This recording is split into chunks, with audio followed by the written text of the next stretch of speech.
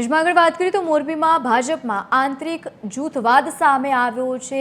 રાજ્યકક્ષા મંત્રી કાંતિ ઉમૃતિયાના સ્વાગતમાં ઘણા આગેવાનો ગેરહાજર દેખાયા। સ્વાગત રેલી તથા સભામાં જિલ્લા ભાજપ પ્રમુખ સહિતના હોદ્દેદારો પણ ગેરહાજર દેખાયા।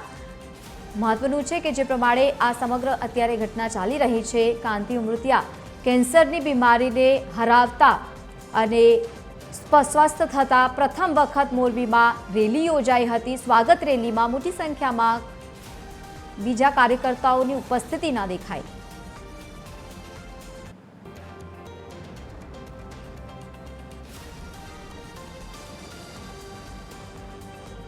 તો મોરબી ભાજપમાં આંતરિક જૂથવાદ સામે આવ્યો છે। મહત્વનું છે કે જે પ્રમાણે આ ઘટના બની છે, રાજ્યકક્ષા મંત્રી કાંતિ ઉમૃતિયાના સ્વાગતમાં ઘણા આગેવાનો ગેરહાજર દેખાયા।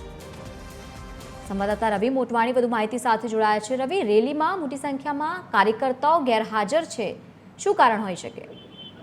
જી લવલીન, જરૂરથી જણાવી દઉં, રાજ્ય કક્ષાના મંત્રી કાંતિલાલ અમૃતિયા છેલ્લા 2 મહિનાથી કેન્સરની સારવાર લઈ રહ્યા હતા અને સારવારમાંથી સાજા થયા બાદ જ્યારે ગઈકાલે તે મોરબી આવ્યા ત્યારે તેનું ઉમળકાભેર સ્વાગત કરવામાં, જુદા જુદા સમાજના લોકોએ તેનું ઉમળકાભેર સ્વાગત કર્યું હતું અને શહેરના મધ્યમાં તેમનું એક અભિવાદન સમારોહ યોજવામાં આવ્યો હતો।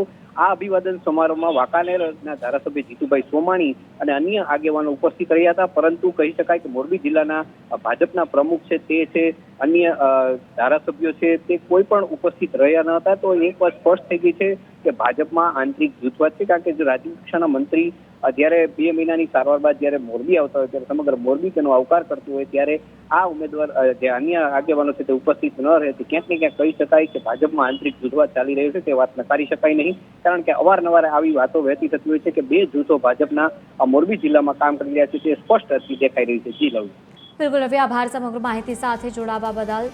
તો કાંતિ ઉમૃતિયા કેન્સરની બીમારીને હરાવતા અને ત્યારબાદ આ રેલી યોજાઈ હતી, જેમાં મોટી સંખ્યામાં કાર્યકર્તાઓ ગેરહાજર દેખાયા।